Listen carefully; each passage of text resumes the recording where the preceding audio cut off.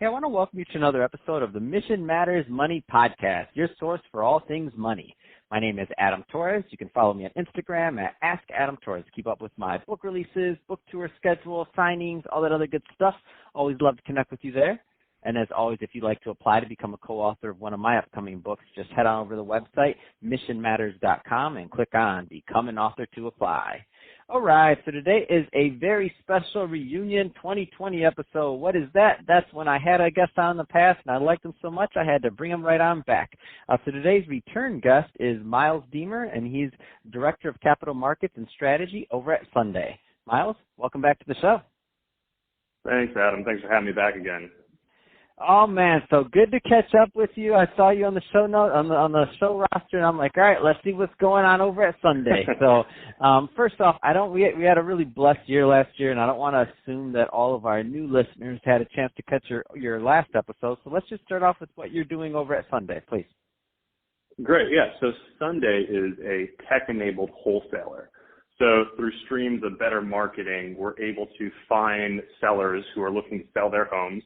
And these are homes that are not MLS ready, are not ready for the market. So typically they need between $50,000 and $60,000 worth of work in order to get the property to market to sell that. Historically, this group has been really preyed upon by investors. And because we're more efficient at marketing and our overall sales process, we're able to offer the highest price for that home. The wholesaling model really is, you turn around with that asset and then you sell it to a marketplace. So we have a giant list of fix and flip investors who we then sell an asset to on the back end and then turn a profit.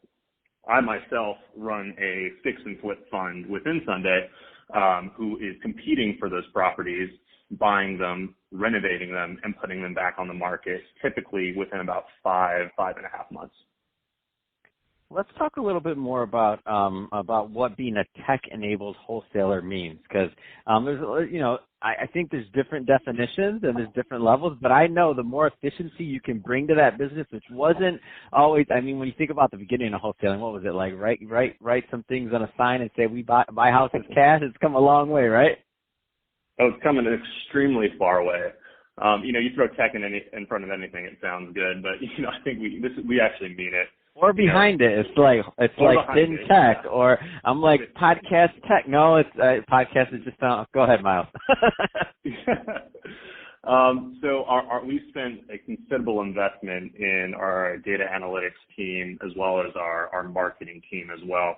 So traditionally, you throw a postcard out there, you throw a billboard up and hope that, through people driving by or, reading their mail, that they'll actually read your publication and give you a ring. This is incredibly cumbersome, expensive, and the hit rate, actual success rate of someone picking up the phone and calling you is very limited.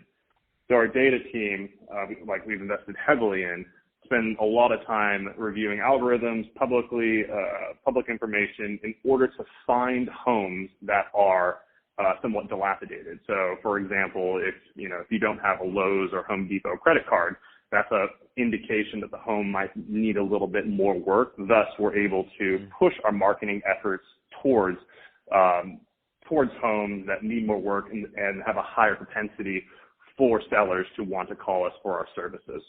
That's one of our biggest advantages.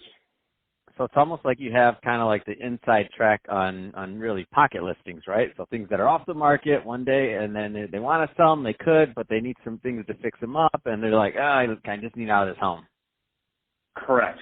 And these are, the majority of people looking to sell their homes, aren't doing so because they want to. They're doing so because they need to extract the equity out of their house to pay bills, health bills, help with relocation, or have some sort of death divorce in the family. So these are people who, need to sell their homes incredibly fast. And like I said earlier, this group has really historically been preyed upon by investors knowing that they're in need. And so since Sundae created, our brand is really around offering the highest price for that asset to help people in need. And we simply do it by taking less of a margin than everyone else out there. Let's talk a little bit more about the Fix and Flip Fund. Tell us a little bit more about that you're running. Great.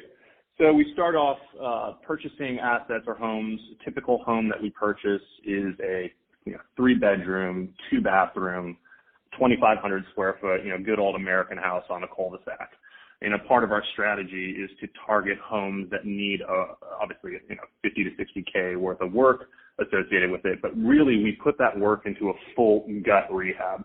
So what does that mean? A lot of the fixtures, appliances, we're changing with our team. I think it's important to note that we're really not going in there and changing, altering the foundation or adding bedrooms and bathrooms or taking off the roof and putting it back on. Those high CapEx line items that will really cause your project to elongate. We're really focused on those American households that need a lot of interior work. My team goes in full rehab within 4 to 5 months, and then 40-day escrow period, and we're on the market.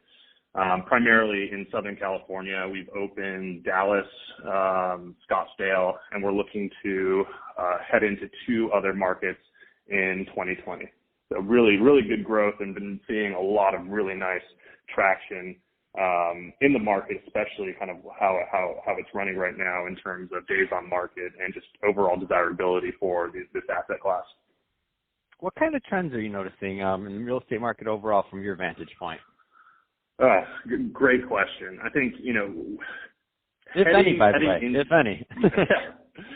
Yeah, heading into 2020, I think, there's probably 6 or 5 trends which I've noticed which are going to play a huge role in really deciding kind of the landscape of real estate in the future. And one of those is just the overall trend toward higher density living. And this is happening in all markets. So what does that mean? People are trading space in their backyard, the extra bedroom, to live in condos, to live in tighter quarters, to be really more in a community. And you would think this would be a choice, for those who can't afford the larger lot of land or the larger, the room to be in. But what we're seeing is that through all demographics, especially the elderly, are choosing to live in high density areas, really for the companionship and for a sense of community. And this is happening across the U.S. So when you see kind of these newer developments with, ground floors, a Whole Foods, there's a coffee shop, and then, the subsequent stories are all condos, this is exactly the trends that we're seeing across the nation. No, I love it. It makes sense. I mean, when I think about, let me rephrase that. I'm in Santa Monica, so we're not losing density anytime soon in LA.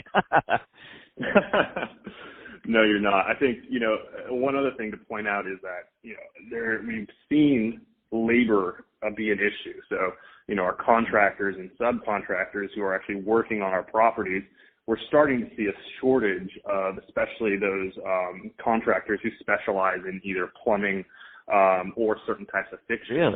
Really? Those jobs just aren't being backfilled by the younger generation, choosing not to want to work, do framing or plumbing, for instance. So we're seeing a lot of tradesmen who started their shops retire, and no son, daughter, there's no one in the family who's really picking up that business, which is causing us to pay more for those trades than we usually will. And you'll see this trend. It's not just within California, but you'll see this trend across the United States for all construction types, not just single-family residents. Smells like opportunity to me. Somebody's going to fill that gap. Happens every time. So Miles, if somebody is interested in learning more about Sundae, so first off, of course, you have the wholesaling side, you have the fund side. Do you accept outside investment on the fund side? Like, tell us a little bit more about that, so that the right people listening know whether or not it makes sense for them to contact Sundae. Yes, thank you for bringing that up. So we are in the process of raising our 3rd fund to date, targeting high net worth individuals, institutions, really anyone who's looking for, a short duration play, typically 3 years exposure to the housing market. If you're interested, please reach out to Miles at Sundae, and that's Sundae like the ice cream cone, SUNDAE.com, or give me a ring on my cell, 323-632-6255. I'd love to talk with you. Adam, I don't know how many people have actually given out their phone number on one of your shows, but I feel like that's a good idea. I'm in. All good there, Miles. That's the way people get a hold of you. Pick up the phone, shoot, do what you do. Well, hey, Miles, been awesome catching up with you on this reunion 2020 episode. Excited to see more great things out of you and Sundae. And to the audience, as always, thank you for tuning in. Hope you got a lot of value out of this. Hope you had fun listening. We had fun making this for you and bringing it to you today. If you did, don't forget, subscribe to the podcast, leave me a review on the Apple iTunes Store, and also if you're watching this on our YouTube channel, Mission Matters Money, give us a subscribe there and leave us some comments in the comment section. Love to hear your comments on what you're doing and on what you have going on in business.